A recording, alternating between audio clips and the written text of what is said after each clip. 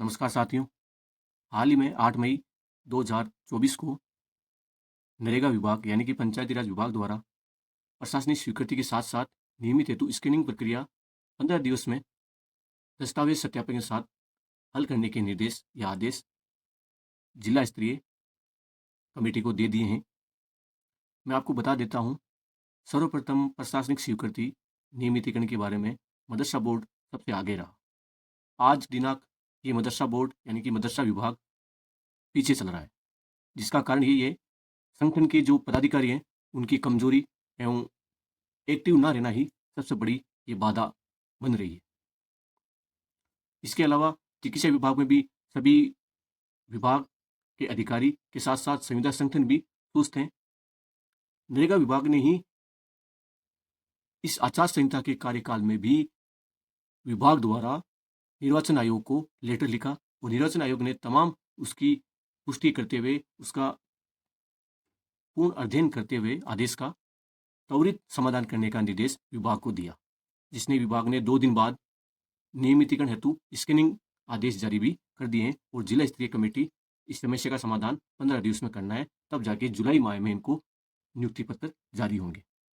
मैं विभाग को फिर से कह रहा हूँ, चाहे वो विभाग चिकित्सा विभाग हो, चाहे वो शिक्षा विभाग हो, चाहे वो अल्पसंख्यक विभाग हो, मैं उन तमाम संविदा संगठन से ये कह रहा हूँ कि आप इन 15 दिवस में अपनी प्रशासनिक स्वीकृति के आदेश निकलवाइए।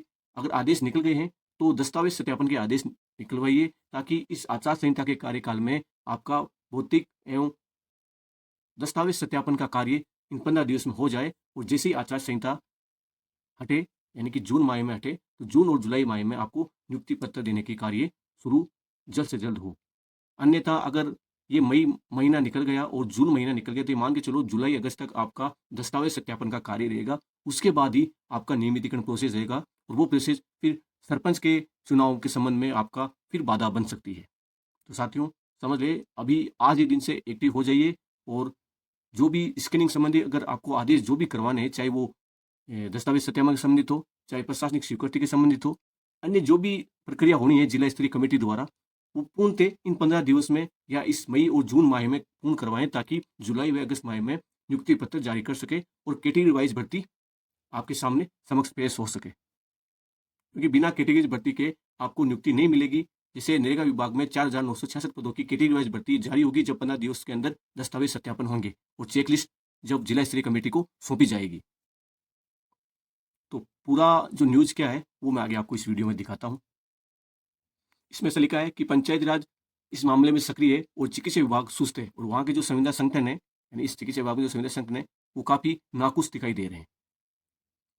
ये बांसवाड़ा से खबर है कि राज्य में लंबे समय से संविदा पर नियुक्त कार्मिकों को Rajasthan contractual hire to civil post rule 2022 CSR के तहत नियमित करने के लिए ग्रामीण विकास एवं पंचायती राज विभाग ने पहल कर दी है। सर्वप्रथम पहल इसी ने की थी, लेकिन प्रशासनिक स्वीकृति मदरसा विभाग द्वारा ही जारी की गई थी और आज ये पंचायत विभाग के जो नरेगा कार्मिक है ये एंड माह में यानी एंड मान के चलो आप, इनका प्रशासनिक स्वीकृति मिला था और जो आज ये विभाग सर्वप्रथम आगे है इस अपने नियमितीकरण के कार्य के संबंध में।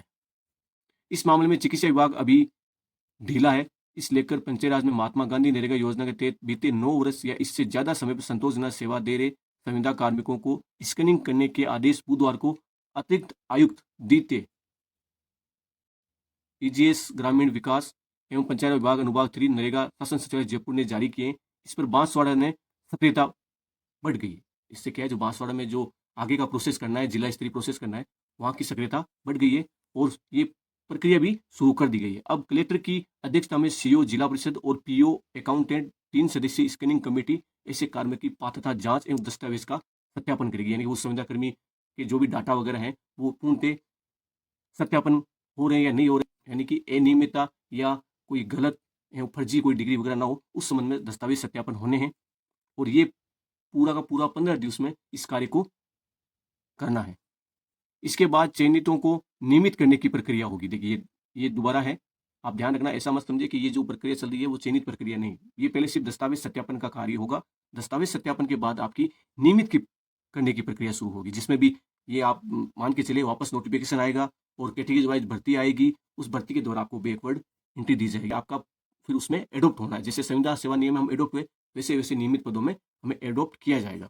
दूसरी ओर चिकित्सा विभाग में इस लेकर संविदा कर्मियों में मलाल है। यहाँ अब तक इस संबंध में कोई हरकत नहीं हुई है। ये बांसवाड़ा जिले और चिकित्सा विभाग के बारे में कहा है कि नियमितीकरण के संबंध में या स्क्रीनिंग के संबंध में अभी तक कोई मामला उजागर नहीं हुआ है और ना ही इस मामले में कोई हरकत हुई है। बांसवाड़ा में नरेगा के तहत 300 से अधिक ज्यादा कार्मिक कार्यरत हैं। जिला परिषद सूत्रों के अनुसार बांसवाड़ा में नरेगा के तहत जिला समन्वयक से लेकर सहायक कर्मचारी यानी रोजगार सहायक तक कुल 335 कर्मचारी अभी वर्तमान में संविदा पर कार्यरत हैं। इनमें एक जिला और ब्लॉक समन्वयक और 145 कनिष्ठ तकनीकी सहायक जिसे हम जेटी या जेन कहते हैं और 5 MIS मैनेजर, इसके अलावा 2 रोजगार सहायक और 3 कंप्यूटर सहायक और 1 सहायक कर्मचारी शामिल है। हालांकि इनमें से 100 के करीब नियमितीकरण के कुछ मामले को लेकर कोर्ट जा चुके हैं। ये सबसे बड़ी बात कह रहा हूं कि जो ये नियमित के मामले में ये कोर्ट भी जा चुके हैं।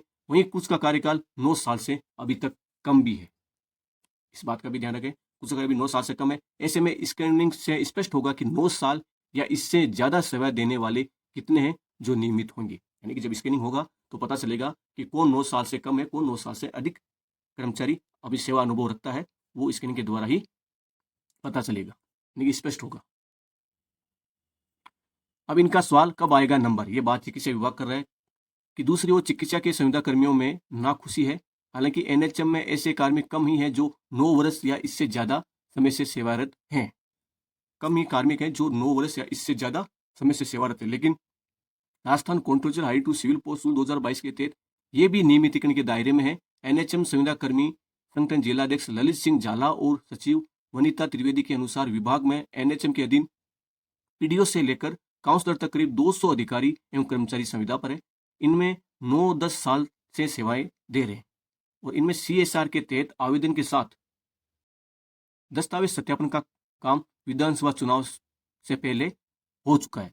अब एक बात बता देता हूं, इसमें जो ये NHM संविदा संगठन कह रहा है कि विधानसभा में हमारा दस्तावेज सत्यापन हो चुका है, लेकिन ध्यान रखें ये दस्तावेज सत्यापन संविदा रूल्स 2022 में एडोप्ट हुए थे, तब दस्तावेज सत्यापन हुआ था और नियमित के लिए फिर से आपका दस्तावेज सत्यापन यानी स्कैनिंग फिर से की जाएगी। इस बात का भी आप ध्यान रखें। लेकिन विभाग में वित्तीय स्वीकृति और नियमितीकरण के आदेश अब तक नहीं हुए और विभाग को इस पर विचार कर जल्द ही प्रक्रिया अपनानी चाहिए। इसके अलावा नीचे जब जिला परिषद CEO क्या कह रहे बांसवाड़ा के, इनका नाम है VC गर्ग, वो कह रहे हैं कि शासन सचिवालय से निर्देश मिले हैं, उसके अनुरूप पालना में प्रक्रिया जल्द शुरू की जाएगी। ये नरेगा विभाग के संविदा कार्मिकों के लिए कहा है। तो साथियों, ये पूरा मसला यही है कि जब नरेगा विभाग सबसे डाउन था, आज वो नरेगा विभाग इस कार्य में अव्वल पर है। इसका मुख्य वजह यही है कि जो नरेगा विभाग के तमाम संविदा संगठन है वो एक्टिव हैं और अधिकारियों एवं विभाग में अच्छी पकड़ रखते हैं। तो साथियों, अभी भी वक्त है, इन 15 दिवस के अंदर आप भी ऐसे प्रशासनिक स्वीकृति जारी करवाएं, दस्तावेज सत्यापन के बारे में जारी करवाएं, ताकि आगे नियमितीकरण प्रक्रिया और शुरू होगी। ध्यान रखें, ये दस्तावेज सत्यापन का कार्य भी करीब 1 महीने तक चलना है। उसके बाद में फिर वापस आदेश आएंगे तो 15 दिन लगेंगे। 15 दिन के बाद में फिर से आपकी नियमितीकरण सेवा की प्रक्रिया चलेगी। तो ये मान कर करीब 3 या 4 माह का समय लगने वाला है।